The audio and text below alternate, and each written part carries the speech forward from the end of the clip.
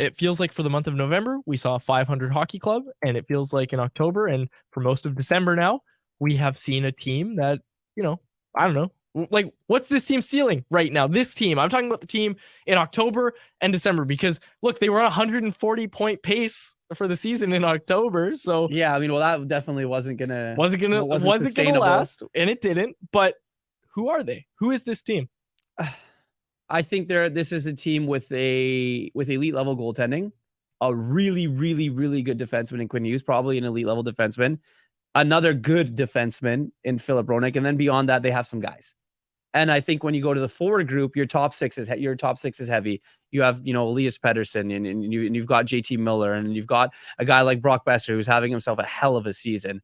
And then you've got your bottom six forward group. And that's my question mark for this team is, can that bottom six group, when you're in the playoffs going up against the Colorado Avalanche, when you're playing against, teams like the Vegas Golden Knights, what can they do to match up? I mean, I always go back to last year. The Vegas Golden Knights won the Stanley Cup, and William Karlsson was their third line center. Yep. It was wild. I mean, obviously you make the trades and you get Jack Eichel and things like that, and it changes things a lot. But this Vancouver Canucks team, they're evolving right before our eyes. They're growing. They're maturing.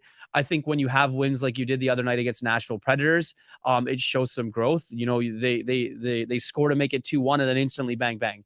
The Canucks don't give them any breathing room. They're 19-0 when going into the third period. They close games. Yep.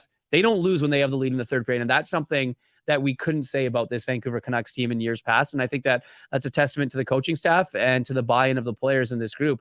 And obviously they're getting contributions. Quinn Hughes is going to have a ridiculous season. He's obviously, a Norris Trophy favorite. Brock Besser, we're talking about Brock Besser kind of being, winning the Rocket Richard. Obviously Matthews has 25 goals now.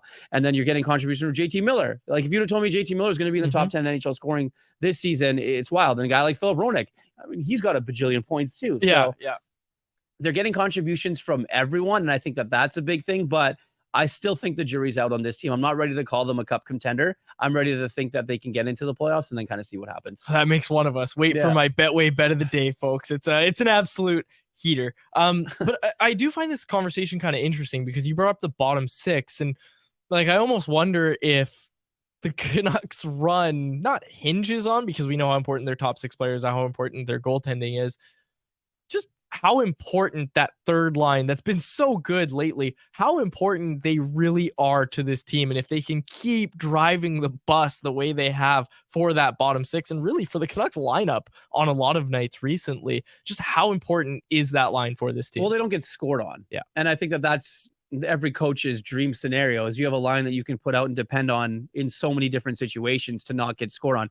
Dakota Joshua had 4 shots the other night. I mean, he's playing well. Connor Garland, the changing agents and the trade talks and everything before the season, scoring opening night, obviously. And then the way that he's been able to cement himself on that line has been remarkable. So when you look at it and say they're tough to play against, which they are, they make life miserable for other teams.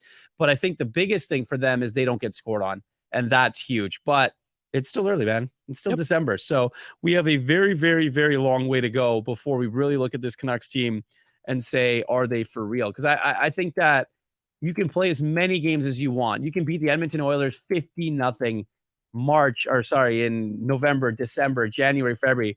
Until you're doing these things and playing consistent hockey and not losing games in March and April, when other teams are fighting and clawing to make the playoffs and other teams are doing that, you don't really know who you are. I think they're still trying to figure out their identity, to be completely honest, but sky's the limit. I mean, you mentioned the ceiling. Sky's definitely the limit. I mean, there's definitely potential there.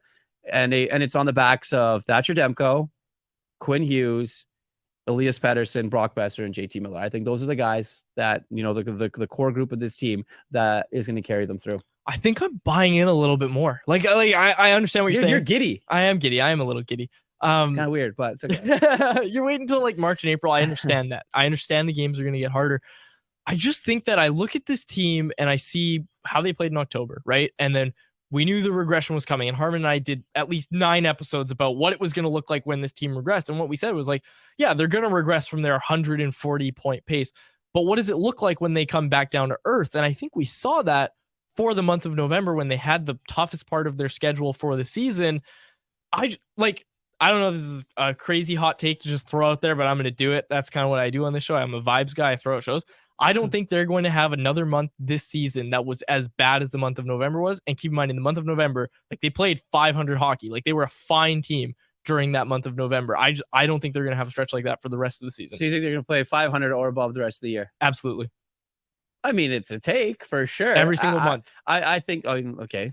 Well, let's look at their strength of schedule and who they play and things like that. But I think if they can find themselves in a situation where they're comfortable and, you know, they know where they're going to be at. I think Jeff did the math the other night. You know, if they play 500 hockey basically the rest of this season, they get to 92 points. And 92 points probably gets you in the playoffs. Yep. Right? So it's just with the way the Western Conference is. And if you look at that from basically that explanation of it, you say, okay, they can afford a loss here or there. I don't think they're going to stomp on teams every single day. And I don't think we should expect that from the Vancouver Canucks. But, you know, they're, as long as they stay healthy, I think that's key, right? Your top guys have to stay healthy.